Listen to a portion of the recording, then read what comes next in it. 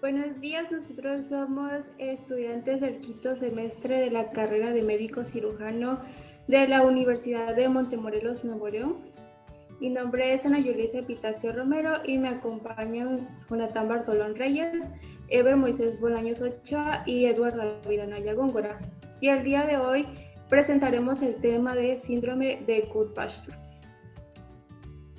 Este síndrome también es conocido como la enfermedad antimembrana basal glomerular, la cual se considera una enfermedad por presentar hipersensibilidad de tipo 2. Es de etiología desconocida y se caracteriza por presentar la siguiente triada. En el punto número 1 tenemos anticuerpos antimembrana basal glomerular. Estos van a actuar contra la porción no colaginosa de la cadena 3 del colágeno tipo 4, el cual pues lo vamos a encontrar, si bien sabemos, en la membrana basal glomerular y en la membrana basal de los capilares alveolares.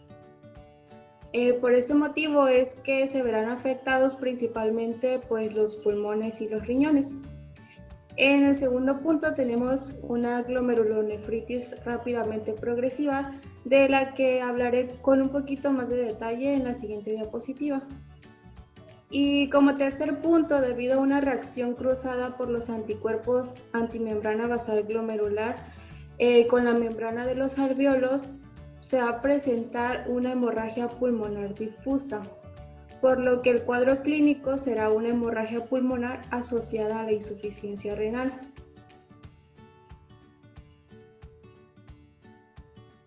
Dentro de los síndromes glomerulares tenemos la glomerulonefritis rápidamente progresiva, que es la que se manifiesta en el síndrome de Goodpasture. Esta se va a caracterizar por una pérdida rápida y progresiva, como su nombre lo dice, pues de la función renal. Va a estar asociada a olivuria intensa, signos de síndrome nefrítico, los cuales sin tratamientos pues pueden llegar a causar la muerte por una insuficiencia, ya sea en semanas o meses. En el cuadro histopatológico vamos a ver que se presentan semilunas por proliferación de células parietales que recubren la cápsula de Bowman y por un infiltrado de monocitos y macrófagos. En la clasificación se va a dividir en lo que es la enfermedad inducida por anticuerpos antimembrana basal glomerular. Esta es la forma más severa pero menos común, que se caracteriza por depósitos lineales de IgG y C3. Esta es la que se presenta pues en el síndrome de Goodpasture. En el siguiente punto, la enfermedad por depósitos de complejos inmunes se debe por complicaciones de cualquiera de las nefritis por inmunocomplejos. Un ejemplo de estos es el lupus, en los cuales pues va a haber proliferación celular dentro del ovillo glomerular y una formación de semilunas. Y como último punto tenemos el PAUS inmune, que es una ausencia de anticuerpos antimembrana basal glomerular o complejos inmunes en inmunofluorescencia o electrónico, y esta es de causa idiopática. Bien, antes de continuar, es necesario mencionar que este síndrome es producido por hipersensibilidad. Recordaremos brevemente que la hipersensibilidad es una reacción exagerada del sistema inmune, ya sea ante los antígenos externos patógenos, como también una reacción descontrolada hacia componentes propios del cuerpo. Esto suele ser resultado de un desequilibrio entre los mecanismos que efectúan las respuestas inmunitarias y aquellos que las controlan. Existen varios tipos de hipersensibilidad. La hipersensibilidad tipo 2 es la que produce el síndrome de Goodpasture. Se caracteriza porque los componentes del sistema inmunológico, que son los encargados del daño, son los anticuerpos. Esos anticuerpos tienden a depositarse, en este caso, en la membrana basal, glomerular y alveolar, lo que produce destrucción de células, se desencadena la inflamación y se interfieren con las funciones normales. A continuación veremos un esquema que ejemplifica esto. Los anticuerpos se depositan en la membrana basal glomerular, son algunos anticuerpos que están dirigidos especialmente contra las proteínas no colágena de estas membranas, lo cual produce entonces la activación del complemento. Una vez que estos anticuerpos se depositan, el complemento se activa por la vía clásica y se producen algunos fragmentos, especialmente C3b y C5b, que son anafilotoxinas, las cuales regulan vasodilatación y aumentan la permeabilidad vascular, tanto de forma intrínseca como estimulando la liberación de histamina por basófilos y mastocitos. Además, C3A y C5A producen un atrapamiento, una atracción quimiotáctica de macrófagos, neutrófilos y eosinófilos. Estos macrófagos se activan tanto por los fragmentos que se liberaron del complemento como con la fracción cristalizable de las inmunoglobulinas que se habían depositado previamente en el complejo, y esto produce que los macrófagos, estas células del sistema inmune que llegan al sitio, liberen su contenido, el contenido de sus gránulos, y produzcan la reacción inflamatoria que produce daño celular en el área que está afectada. Las personas con hábito tabáquico tienden a presentar bastante riesgo de adquirir esta enfermedad, pero también se reconoce que algunas personas que tienen los alelos HLA-DRW15, HLA-DR4 y HLA-DRB1 también pueden ser más susceptibles al síndrome de Goodpasture. En los signos y síntomas de esta enfermedad podemos notar que los daños primeramente se hacen a nivel pulmonar y renal. En el daño que se da a nivel renal son manifestaciones como un síndrome de nefrítico agudo, que cursa de días hasta pocas semanas. Que primero las manifestaciones son edema, oliguria, hematuria macroscópica, hipertensión moderada. Esto se da por el daño que se da al riñón. Edema por retención de líquidos, hematuria por daño renal y oliguria igual, como ya se explicó antes. Nivel pulmonar causa con hemorragia alveolar y las manifestaciones son disnea, tos y hemoptisis. Esto se da por igual al daño del órgano, el pulmón, a nivel celular. Entonces, las otras manifestaciones son fiebre por la manifestación que tiene sistémica de las células con reacción al cuerpo, cansancio y palidez a causa de la anemia por fallo, por pérdida de sangre, o puede causar por fallo en la producción de eritropoyetina cuando ya hay un fallo renal. Muy bien, ahora presentaremos un caso clínico relacionado con este síndrome. Entonces, este caso se va a dar o a presentar a partir de un reporte de caso de una clínica española.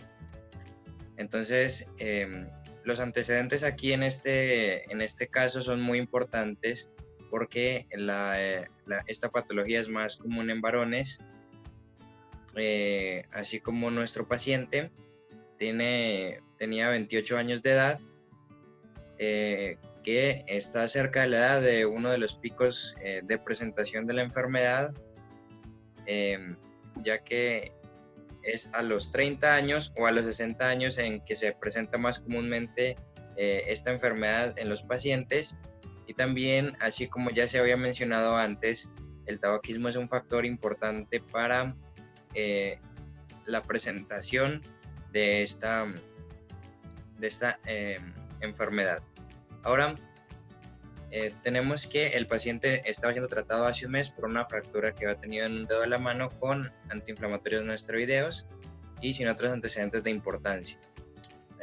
Después, él acude a consulta en radiología para poder resolver, más bien tomarse una radiografía a causa de un cuadro infeccioso de las vías respiratorias altas.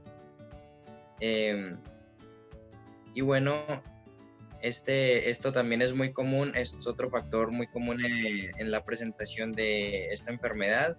si bien no hay una asociación muy clara de relación causal, pero normalmente también se pueden presentar pacientes con un cuadro previo de infección respiratoria y en el momento en el que estaba esperando en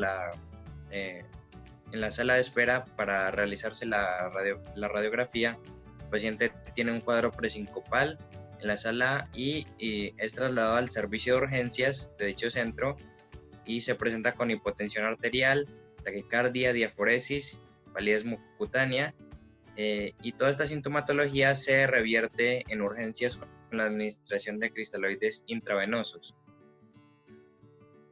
Ahora, este paciente es hospitalizado y los laboratorios arrojan los siguientes resultados. Una biometría hemática con una anemia normocítica normocrómica. Tenemos que la hemoglobina y los hematíes están bajas, además con la presencia de reticulocitos. Tenemos también leucocitosis y trombocitosis. La química sanguínea muestra deterioro de la función renal con una creatinina sérica elevada de forma muy rápida, un nivel de urea sérico en el límite superior, prácticamente ya en niveles altos se podría decir. El resto de iones y otros factores se presentan normales, con excepción de elevación del fibrinógeno. Se toma una muestra básica de orina y se presentan hematíes, leucocitos y proteínas. Posteriormente se toma un electrocardiograma, que vemos a continuación, y el electro sale normal y lo que se ve aquí es una radiografía de tórax compatible con un infiltrado intersticial bilateral. También se le realiza una panendoscopía oral para descartar la causa primaria del sangrado, que era un diferencial por el tratamiento con antiinflamatorios no esteroideos, y en la panendoscopía oral sale negativa y descarta la hemorragia digestiva alta, y el paciente entra a cargo de nefrología con el diagnóstico sindrómico de insuficiencia renal aguda, proteinuria, microhematuria, anemia normocítica normocrómica, y además los análisis complementaron lo siguiente: hipoalbuminemia sérica, hipercolesterolemia, proteinuria de 13 gramos, o sea, una cantidad muy importante en la orina en 24 horas. El sedimento urinario mostraba cilindros serios y hemáticos, y muy importante que prácticamente comenzó a dar una pista muy importante fue que el estudio inmunológico resultó normal, con excepción de anticuerpos antimembrana basal glomerular que resultaron positivos. Y se hizo el diagnóstico entonces de síndrome de Goodpasture, y esta enfermedad se confirmó con la biopsia. La biopsia renal arrojó como resultado a la microscopía óptica cuerpos semilunares allí en el glomérulo, que se puede ver con la flecha azul, que son característicos, se podría decir diagnósticos de la enfermedad. También se presenta necrosis fibrinoide con cariorrexis en las flechas rojas, y también otra parte importante, muy importante, es la inmunofluorescencia, que mostró una tinción lineal con IgG y y depósitos granulares de C3, o de la parte C3 del complemento. Y esta inmunofluorescencia con tinción lineal es confirmación diagnóstica del síndrome de Goodpasture. Bueno, les queremos dar gracias por la atención que nos han brindado. Estas son algunas de las referencias de las que tomamos la información y muchas gracias.